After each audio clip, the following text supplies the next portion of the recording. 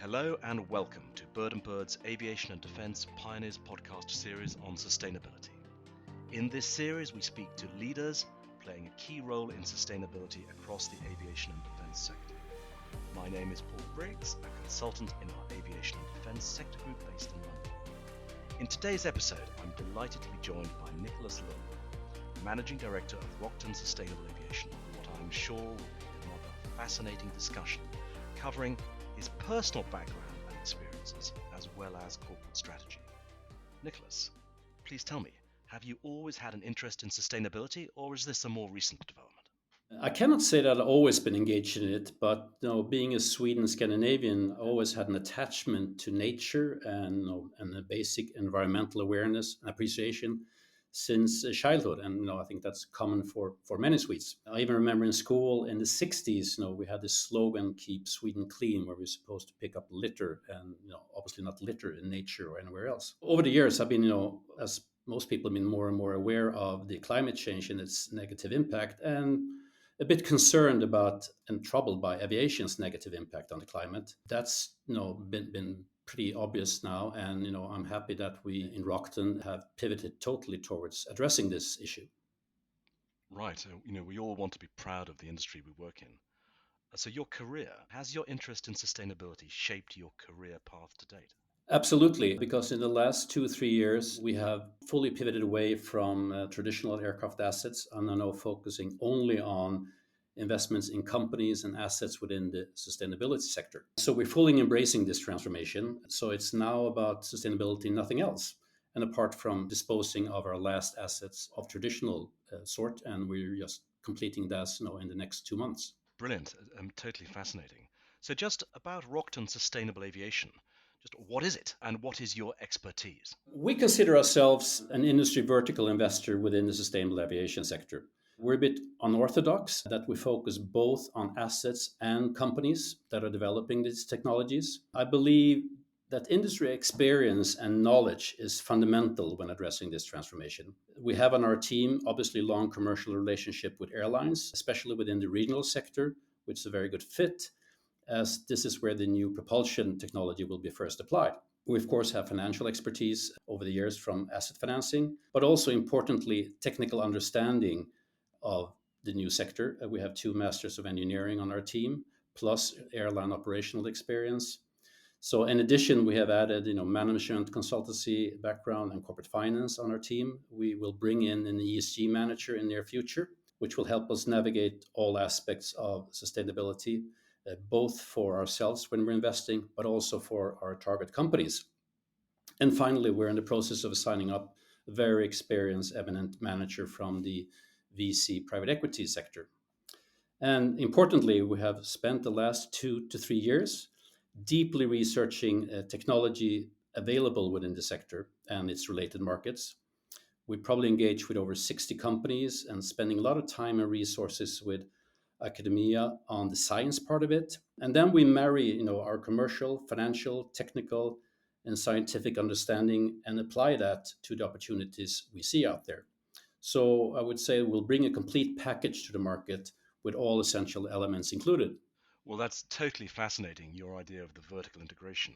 I mean, can we just go into that in a little detail? So, if I start with electric first. So, in the whole world of electric, hybrid electric, a conventional and eVTOL, how are you going to pick the winners? And what are the key factors going to be in determining which of all of these different platforms will survive?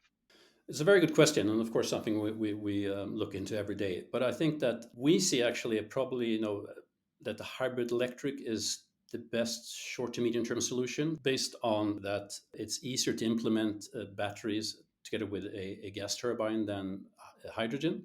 I think hydrogen, has its place, but it will take longer time and it's much larger infrastructure challenges.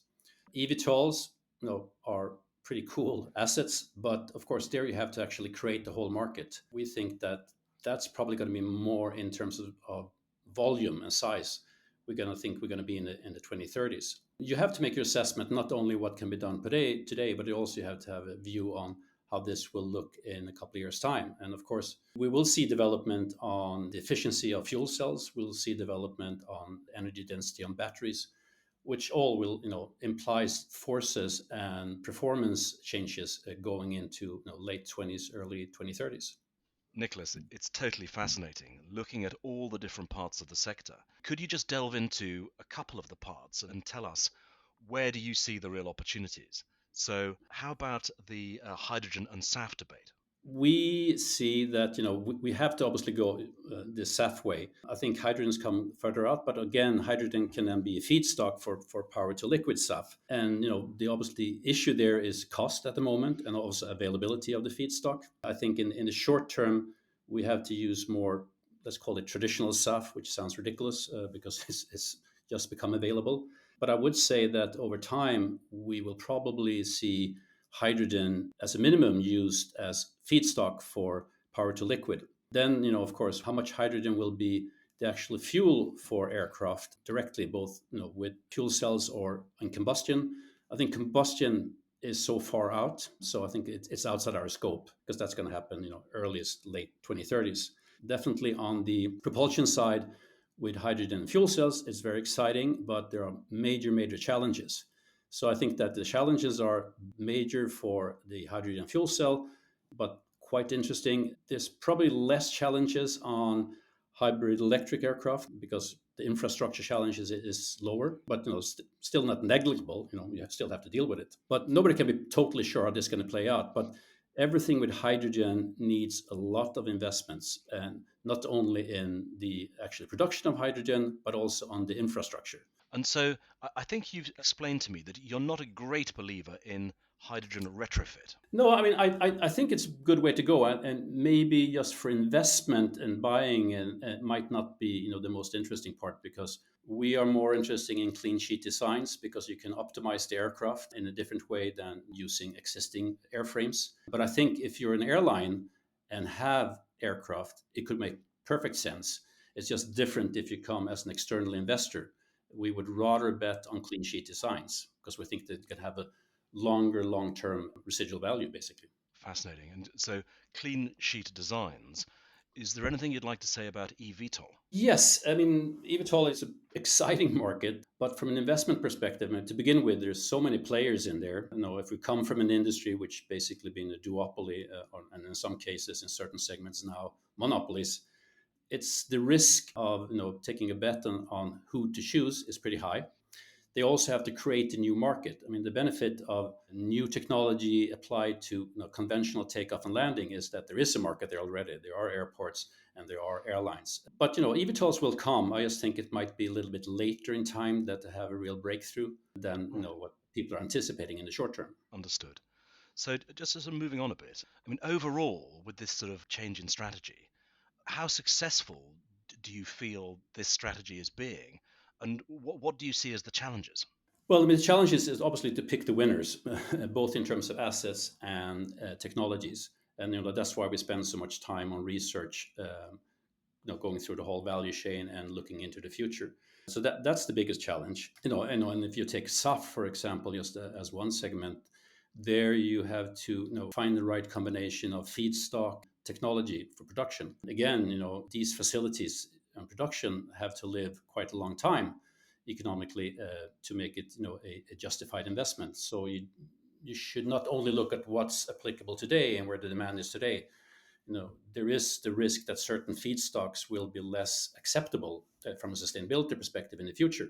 So you obviously have to look at where demand is today, but you also have to make an assessment of what will be in the future. I mean, if you take, for example, electric and hybrid electric aircraft, you got one benefit there going into the future, that as batteries improve, the energy density in batteries improve, the performance will be improved on those aircraft because you can actually replace your older batteries with newer batteries. So that's actually an interesting development, that a 5-year-old aircraft will likely have better performance than when it was new.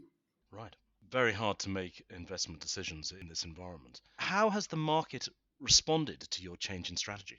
Very well, to put it short. I think the capital requirement for the industry to make this transformation is gigantic, and there's pretty limited capital specifically allocated to the segment. One is welcomed by all participants, I would say, and we can also see that quite a few cases when we're speaking to companies for company investments, they're quite keen of getting us on board, because we actually bring industry expertise, which they might not have from other investors, because other investors might be, traditional VC companies or private equity companies that don't bring with them specific aviation expertise.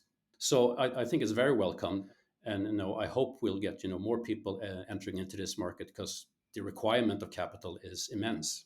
So, just to sort of wrap up this part, is there anything else you'd like people to know about the work of Rockton? No, I mean, I think my message is that, we are these days experts in this field. We think we cover it completely. We feel that we're front runners in this, and we have the capability to identify, research, analyze, and execute investments in the field. So it's not something we do, on the side, so to speak. This is our full attention. That's the only thing we're going to do going forward.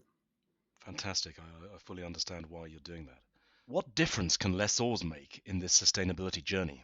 Yeah, that's a good question. I mean, we see ourselves that, more than a lessor today, as we invest in companies also. But I think if we, in general, I mean, coming back to the capital requirement, I would think that, especially the larger lessors that get access to the capital market should really entertain the idea of not only procuring, but actually investing in SAF facilities. I'm totally aware of, that is a great challenge to their business model, but I think that's a way to go, because given the amount of capital needed to actually get all this SAF production into the aviation sector, you have to have a lot of capital. And, if you look at the value chain in the aviation, the lessors are financial players.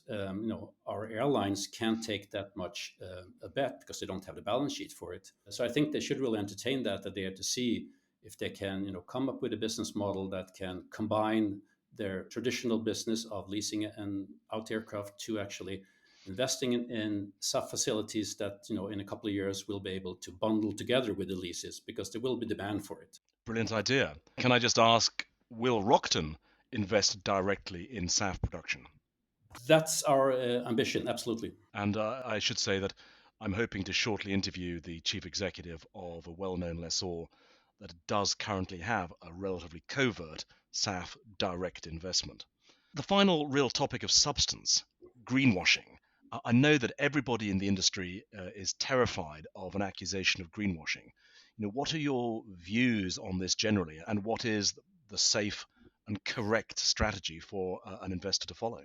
I think greenwashing is not that funny for the industry. So to begin with, it hits more than the entity that is actually greenwashing, because if somebody is doing something which is goes under greenwashing, it hits not only the entity that's doing it, but also the whole industry, because media will then pick that up. Media will paint the picture that this is true for the whole industry, and that trickles down to politicians and the general public. So I think we have to get away from that. And I think the industry needs to communicate that we're in this transformation, that we're devoted to it, but it takes time. But also explain, what the plan is for this transformation. I, for one, are pretty tired of, seeing these press releases of somebody flying with 5 to 10% SAF on one route for one day. I think that's, we have to move on from that and communicate, what is happening, what's the strategy, and how much money are we putting into it. Of course, I can understand that there's a lot of airlines that have limited capital resources to invest in this, but I think the industry has to be better to communicate how you're going to handle this transformation with the objectives, but also, of course, the limitations that are there.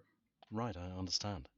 So I'm going to sort of wrap up now, and our last speaker, Barry Moss at Pace, asked a question that we should present to you, and that is, how do you see the transition to net zero, and what will you contribute? Well, the transition, as I think I pointed out, needs to be in all these, anything from propulsion to sustainable aviation fuel. And honestly, I think we will not reach net zero. I think we'll get pretty far.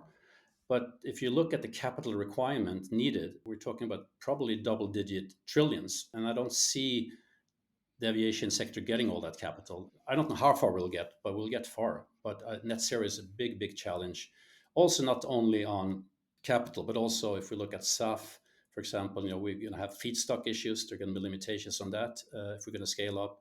Hydrogen, there's going to be a lot of competition for green hydrogen going forward. But that shouldn't really hold us back. We should do a lot allocate capital to all of these different aspects of sustainable aviation and move forward. And it's going to be painful for quite a few actors, right? A transformation like this Yeah. in any industry, has its casualties, basically, right? But that's to be expected. Right, that's very honest. Nicholas, as a sustainability leader in the sector, what question would you like to pose to our next guest, or what challenge to our next speaker on this podcast series? I would like to pick up, on the theme I mentioned here, and is that would be who will realistically provide the capital needed to enable this transformation for aviation. Basically, who will pick up the tab? Okay, well, that's pretty clear and crisp. That's all we have time for, but thank you so much for your time and your insights. To our audience, thank you for listening to our podcast today. We hope you found it interesting. If you have any questions on anything we've discussed today, please don't hesitate to get in contact with me, Paul Briggs. That's paul.briggs@twobirds.com, or you can find my details on the Bird and Bird website. Please look out for all episodes in our Aviation and Defence Pioneers podcast series on sustainability. You'll find them on all good podcast platforms, including Spotify and SoundCloud, and on our website. So, Nicholas, thank you so much, and thank you very much, everybody, for listening.